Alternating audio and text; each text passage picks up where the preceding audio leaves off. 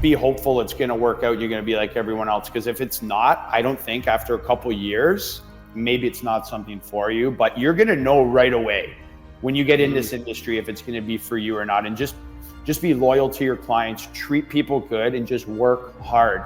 And if you are in the tech, go ahead, put your videos out, do your thing, but just, you have to work hard. You know that saying, if it ain't broken, why fix it? Well, in today's episode of Real Estate First Technology, we're really excited to bring a guest with us today. And he's actually friends with a past guest. I'm looking at him right now. If you tune into this episode here, this guy here, if you didn't check out his episode, he's crushing it on YouTube. And he is literally the polar opposite of today's guest. We have Dan Gandy in the house. Welcome to Real Estate First Technology. What's going down, sir? Just living the dream, digging myself out of a ice storm of the industry, man. Welcome back to reality. Dan Gandy had a big old storm in his side, and what, power outage, trees falling down, the whole nine. Lost power 12 days. Had to evacuate the house. No water, no internet, no electric, no cell phone service. Our cell phone service went down. Couldn't even text pictures to people. That is crazy. Yeah, we were totally dark. We talked a little bit. So there's some episodes out there. Dan's missing. So he's live. He's well. He's here. And I'm glad that you're back home, man, and everything's good with the fam. Thank you. Appreciate it. Of course. And let's bring our guest in, shall we?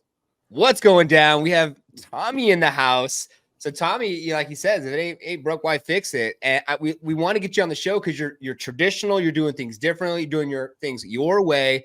On your Instagram, it's like sold, lease, purchase. Like you're crushing it, man. Only 2 years in the business as well. So congratulations, hats off to you. But let's get into this. Let's talk a little bit about why real estate, man. So here you are 2 years later. Well, thanks guys for having me first off. And I've always strayed away from, the podcast world and everything. And like you said, I keep to myself and I just do my thing. So real estate for me, I was born and raised in a small town in Canada, in Niagara. And I actually come from a trucking background. My father, he had a 50 truck trucking company. Wow. He retired, worked there my whole life growing up, in the shop. And that's kind of what's been in my blood. But aside from that, I always had an obsession with real estate. So when I got older, I finished school. I went to school to be a cop. I didn't go with that. But then I didn't want to let my father down and not kind of move into his shoes. Right. But real estate was what I wanted to do. So, up until 2 years ago, I made the change because the industry around here in the trucking world, it's not good anymore, Yeah. So I needed a change. I said, real estate's what I always wanted to do. I'm going to make the change at 32 years old. And I owned houses and things. So that's a big risk to take, right? You're changing careers of something that is guaranteeing you a wage, and you're going in at 5 a.m., coming home at 7. Yeah, I bit the bullet. I did it. I sold my parts of the company. I worked on the course for 8 months. I banged it out. And the day before I even got my license, I was waiting for my license to be acknowledged, done, signed off on. And my dental hygienist, she called me and she goes, I want to buy a house. And I'm like, what? I'm like, no problem. I said, when do you want to go? I figure, a week or two. Oh, I want to go tonight. I said, well, I don't even have my license yet. I legally can't show you a home. So my partner, Victor, I ended up bringing him with me, playing by the rules. And I ended up buying her first house and selling her her first home. She had a condo before. I did that deal. And from then on, it just kept going for me. And, I just stayed hard at it, stayed in the zone. And now I'm in May will be my second year, and I've done 40 plus deals in a slow market, right? Yeah. So the real estate, it worked out for me, and it was for it being something I always wanted to do. I'm very happy. Dude, from trucking to real estate. Yeah. Exactly. What can you unpack to us how you got those 40 deals? Is it sphere of influence? Is it cold calling? Is it networking? Yeah. So being somewhat, blue collar, hardworking, nothing comes to you. I still did door knocking. I had pamphlets made up. I went around my neighborhoods where I live in St. Catharines now. I went back to my hometown, Niagara-on-the-Lake, and you know, I had on my flyers, you know, hometown boy, I know the area, you know, that's what I put everything. And I did door knocking. And to be honest, did I get a deal from that stuff? No. And it goes back to, I have a very large network. I grew up, I played junior hockey, and then I've been in the construction industry the last 15 years, working with some of the biggest outfits around here. And I'm a very personable person. And I think that goes a long way in real estate, being able to, like, look, I just meet you guys and I talk to you like we've known each other forever. And let's go. That's the biggest thing. You don't want to give people that weird vibe. Like, you want to make them feel at home, right? So I did that first deal. More people from my network came out to me. You know, they love me. They know I'm a hard worker and that they can put their trust in me and I'll look after them. So I got those, and then we roll back to my dental hygienist, and last year was the biggest deal I've ever did in my life. Wow. Her parents approached me to sell their home. They had their eyes on another property, which we had put an offer in for with a sale of property condition. So that house was 1.350. We listed theirs at 1.6. We ended up selling theirs at 1.4. Which is originally where I had told them it should be. But you know how that goes. Of course. But their sale of property condition originally ran out. So we had to reoffer on that other house. A couple came through the open house of the house I had to sell, and they really wanted it. So they bought the hygienist parents' house from me. I then went back to their sale of property, and by that time, 3 months had went by. So I negotiated $100,000 down from the original acceptance price. But then the people that bought their house, they had to sell. So I had 4 houses, a 4-way deal I had to do, but I had to do it in a week because the second sale of property was going to expire. So I'm like, oh, what am I going to do? So the people got scared because I needed 600 or so out of their house. So I listed it at $499 because I had a week, and I got all the traffic through, and we got 9 offers, and we ended up taking, we got 580, which ended up working out. So that was on D-Day, and I could have no conditions, right, except home inspection. Finance, we didn't have time to wait for. So it all came down to that one house. I did the 4 deals, and I tell you, that month of my life, being new, trying to look out for everybody's best interest and, you know, be great with everyone, which I was, and they were all happy. It all worked out, but it was wild. And I did a lot of things, again, where I'm different from people, and working at EXP allows you to, I don't by any means count myself as a discount agent, but when tough times come and you're in the difference of 5,000 for your seller or your buyer, what do? I trim some fat, right? I make it work. So instead of 90,000 with those 4 deals, I made 70, but I'm happy. They're all ecstatic. And at the end of the day, that's what makes the world go round, and it's treating people right. And it's not always about the money. And I hear a lot of agents, they're greedy and they'll lose deals because they don't want to give up a little bit. Yeah. Right. Wow. Dude, congratulations, man. 70, 90. I mean, 70,000 is more than a lot of just average people's salary, let alone. And that's more money than I ever made working full time in the trucking industry in a year, you know, like busting my heinies. So, wow. That's freaking awesome. At the same time, I had something in the back of my head. I recently had a daughter. She's 8 months old, but at that time she was, my fiance was pregnant, and thank you. And that's something now as a dad, you're thinking, well, you want to support your family. You're in sales. So for me to make that deal, knowing I had a daughter coming in, 6 months, that was a big, a piggy bank, Yeah. Wow. Dude, that's awesome. Yeah, I was gonna say that, like, sometimes you gotta unpack these deals and adjust some commissions and do what's necessary to get it across the finish line. I think that's super important to touch on, because I know a lot of people that don't do that type of stuff, and it says a lot about their character. It's like, yeah, you got to make money, and yeah, you got to be profitable, but you're sitting here and saying, hey, should I make 70 or make 90? And if I make 90, I make nothing. Or if I make 70, I make everything. So something's, Yeah. Well, and as you say that, so now come this year, my hygienist parents, who did she send me back 6 months ago? Now her sister. So I sold for her sister, and I bought them a house, and that was combined almost $2 million. So because I treated them good, now it came back down, right? Yeah. No, I love that.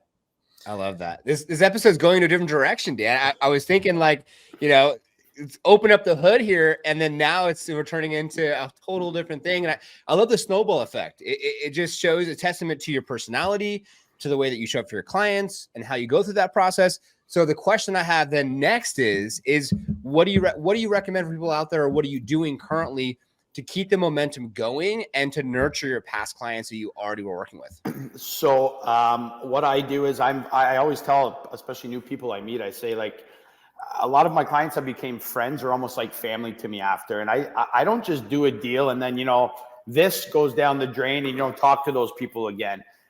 There's been once a month, I check in with every client I have. How's it going at the home? Do you need anything? Do you have any questions? Are you happy about the move? I stay in touch with everybody, and I think that's huge.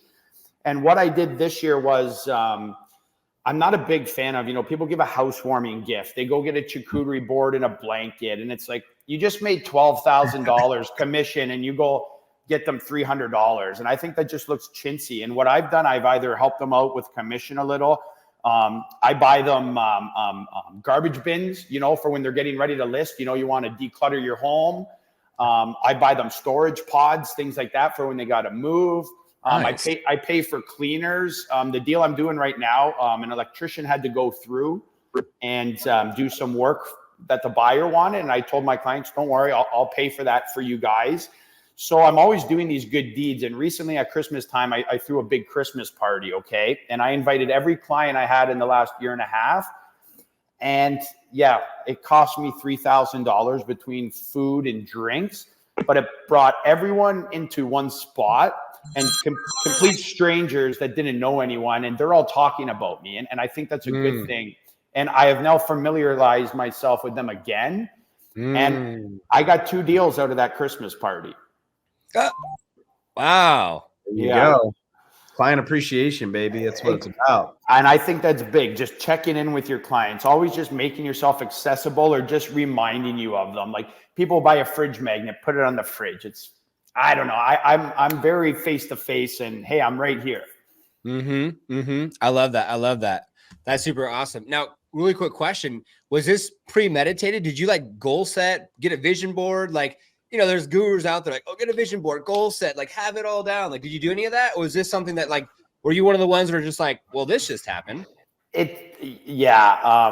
I'm a very organized guy, but I just keep rolling. It keeps coming. Yeah, I have a vision board. And I remember coming into this business, I was with money I made before. I'm like, you know what? I'm not a greedy person. I'm humble. I'm happy with making 100,000 a year. And I mean, last year I made that and above.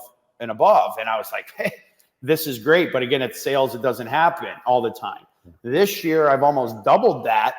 And wow. Did I have that in my head as a vision board, or say, hey, I made this last year, I want to make more? No, because I don't want to get greedy and make it about the money. Maybe more sales. But I just kept doing what I've been doing, and it just okay. So for example, I had this amount of network and referral last year. Maybe my vision was, let's double that. Let me meet more people through my clients. Yeah. No, that would be my vision board. I think just double my network. Yeah. I love it. Is there anything specific that you're doing right now that is kind of a secret sauce or giving you an edge in this market with the interest rates being higher and just inventory being lower? Yeah. So like you said, I mean, it's the same everywhere. Mainly what I'm just telling my clients and I'm not a forceful realtor at all. When you're ready to pull the trigger, you're ready. But I've been very adamant on saying, guys, I've owned houses, rentals, everything. And everyone loves home equity in their home. And I said, guys, if you're ready now, please buy, because in 2 months from now, when interest rates even come down 0.25%, That's a big difference to people, and I don't know why. But now you're going to be where you could have bought for 600 now, you're going to be paying 650, and you're losing $50,000 equity in your house. Yeah.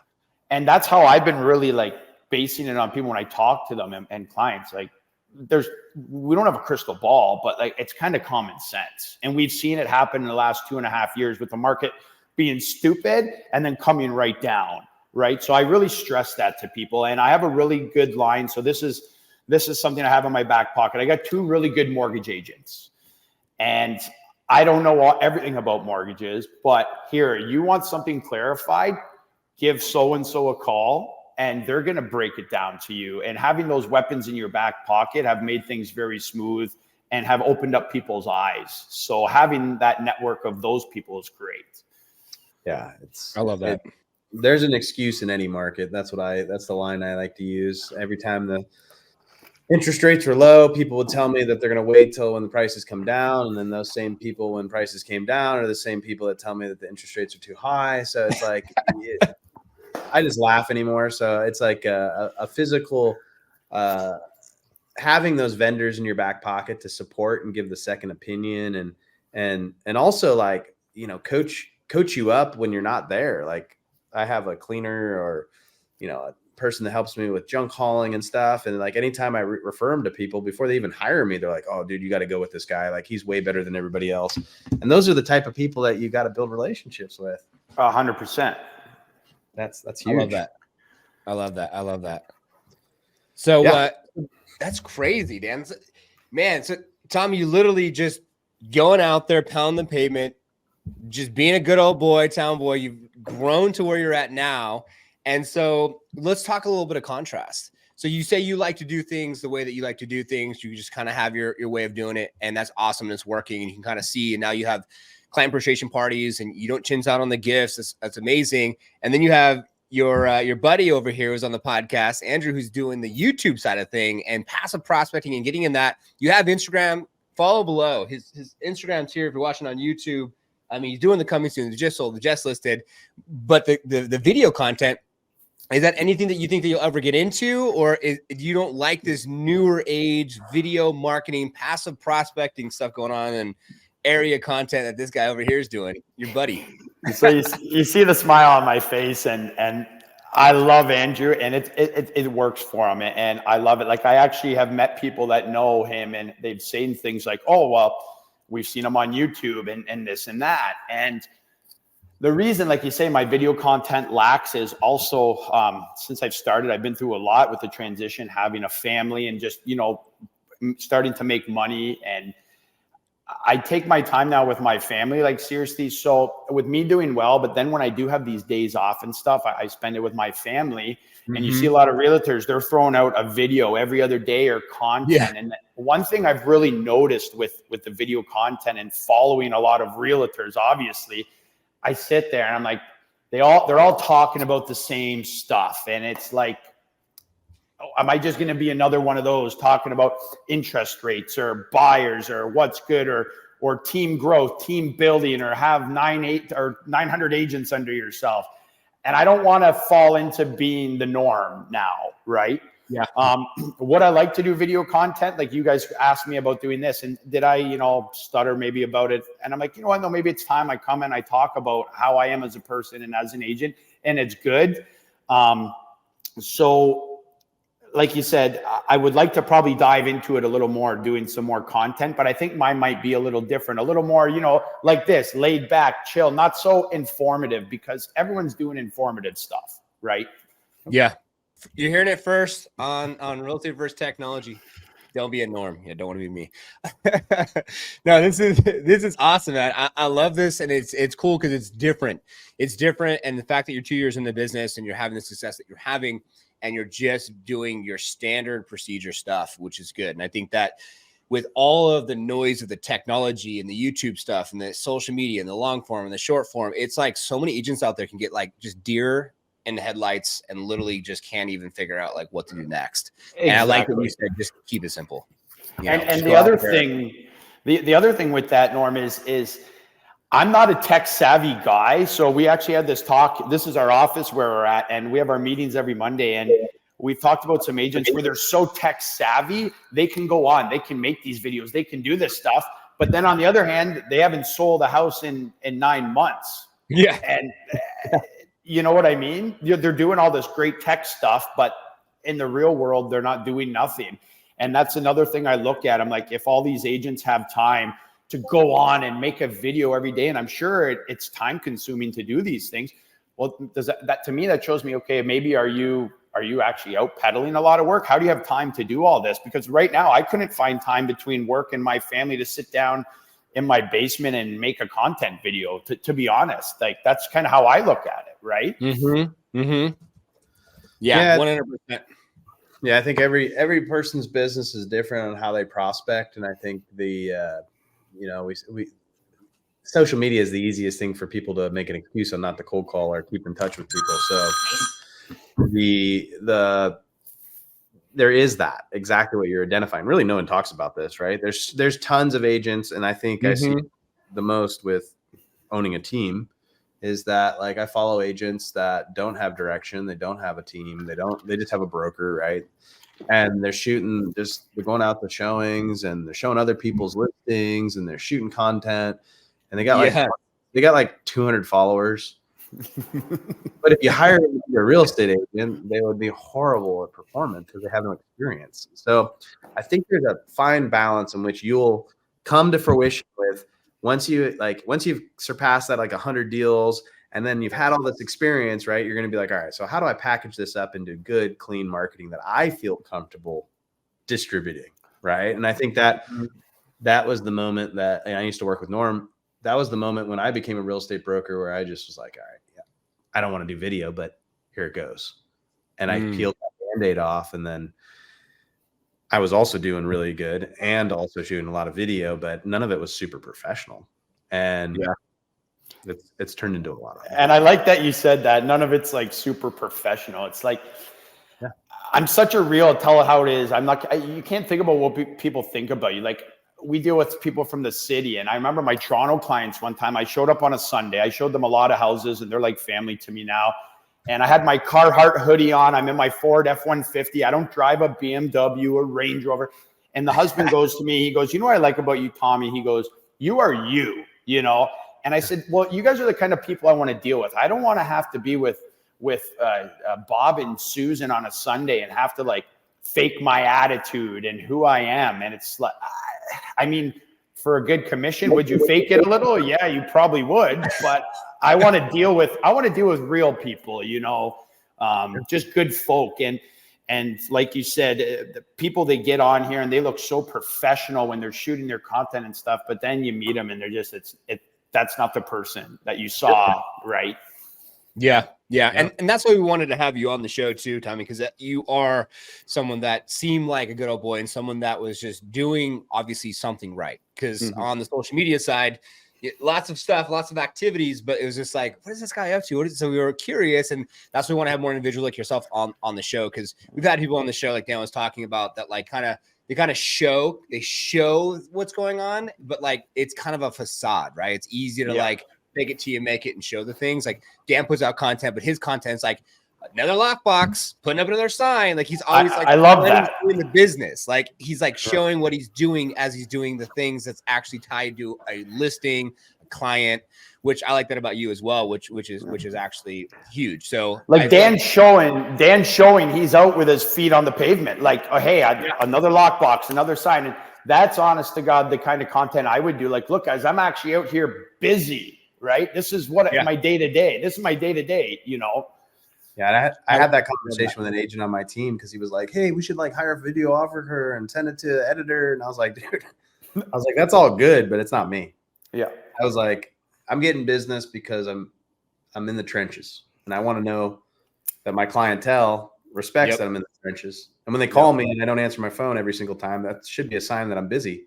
So who do you want to work with? You want to work with an agent that has no deals, or you want to work with an agent that has deals? So. And to be honest, I feel like, and someone said to me the other day about my content I post, like, well, do you have someone manage your page? I go, no, it's me. I have Canva. I picked all my stuff. I get so pumped to make another one of those. You know, it's easy. I'm not paying someone $1,000 a month to manage my Instagram because that's not real. I want to do it myself. And I get pumped up to make one of those things because it means I'm busy. And that's huge. Yeah, it is. It is. It's a good feeling when you make a post. And I don't try to do them to be like cocky, oh, look at me. But I've had people say, wow, you're busy in a slow market. All my friends, people I know. And this is really the way to advertise you're busy now, right? Yeah, 100%. Just showing what you have going on, just being transparent and putting it out there. And I think an easy way to be as open and honest and transparent as stories. Just do a story. This is where you're at. This is what you're doing. This is what you're up to. Keep it super simple. Now, this is awesome. I'm curious to get you. I want to get him back on, Dan. We got to get you back on in a year and see how you do adapt to technology, what you do kind of dabble in, what direction you go into, and what the approach is. I think it'd be super sick to have you back on. And I definitely agree with you guys. I do have to, and I like Dan's approach. Like, just keep it real. Do your video content. Do yourself more. And I'm happy I did this with you guys. And now that you're saying, let's see where I'm at in a year. You're gonna put the pressure to me, and I'm gonna do it. That's what it's about. I followed you, so just follow my content because you're gonna laugh because it's dude, I have other principal brokers in town, like people that own brokerages with like 50, 60 agents, and they're always following my shit. And I know that I'm like, man, they're probably mad. I'm sitting there cussing and talking shit. Like, I don't care. Like, this is me. Like, hire me, man. Like, if you want me to show up in a Bentley and now and later's, it's not gonna happen. I remember, guys. It's very funny. Back when I was driving truck before social media went booming, we had TikTok. I had an old Instagram. It was called Tommy B Dumper because we drove dump truck. Okay. And I have ADD, so I'd be bored in the truck, and I love music, country music. So before all this started, I would video myself and I'd be singing to music, and it was like fun. And people on they were actually going nuts. Tommy, when are you going to put out another video? When are you going to put out another video? And I had an ex-girlfriend at the time. I don't think she liked kind of the attention I was getting from it. So I shut it all down. And I'm like, if I would have kept that going 14 years ago, I would have been like a YouTube or TikTok singing sensation. You could have been. You never know, right? And I'm like, you know what? I'm going to get my real life back on here and let people have a laugh and see you for you and give them that, right? Dude, I love that. It's going to happen. Watch. We're going to call it right here. We're going to call it. Well, did you read my Instagram bio? Have you guys ever read it? I just did when I followed you like 30 seconds ago. I like it. That's kind of my way, these people, blue checks used to be when you had a couple $100,000 followers. And then now these people, they go and pay $15 a month for one or stuff. And they look like the big time blue check verified agent. And Mike Holmes approved, Scott McGilvery approved. I'm like, what a bunch of BS. Just go be a good person and do your job. Yep. That's it. You heard it first. Take notes. It's that freaking simple, man. I love that. Well, as we're coming to the end of our show, we like to have the stage be yours, man. So obviously you can go back, they can listen, and they can take some notes, and they could just be a good person. Boots on the ground, get it done. But what would you like to take from or leave for our viewers and listeners today that they could take to their business and apply today? You gave them a lot of great things to think about. Yeah, so I'm going to kind of go with how I was. And from the start, I joined EXP, which wasn't a brokerage where you physically had an office to go into and had that guidance. And I based it off hard work and network referral. And if you're a new agent coming into real estate, and a lot have been in the last few years because they think it's easy, guys, it's not easy. And if you're not willing to be personable and be able to talk to people every day, answer your phone when you're needed. And if you are slow, go out and grind, because again, it's not for everyone. And you will find that out in the first few years. Don't be hopeful it's going to work out. You're going to be like everyone else. Because if it's not, I don't think after a couple years, maybe it's not something for you, but you're going to know right away when you get in this industry, if it's going to be for you or not. And just be loyal to your clients, treat people good, and just work hard. And if you are in the tech, go ahead, put your videos out, do your thing. But you have to work hard. Love it. Boom. Great to meet you, Thomas. Yeah, guys, and great to meet you too. And thank you for having me. And again, you guys took my podcast virginity interview virginity, and I love it. It's good. It's fun. I was just going to say, when you think about real estate versus technology, the name of the actual show itself, Andrew and Tommy. Yeah. Both opposites, right? Traditional and more tech. I love it, man. We're going to have to, I don't know. Dan, we'll have to do like a double podcast. And we'll have to give them both on or something. Figure out how we can do another. Yeah, exactly.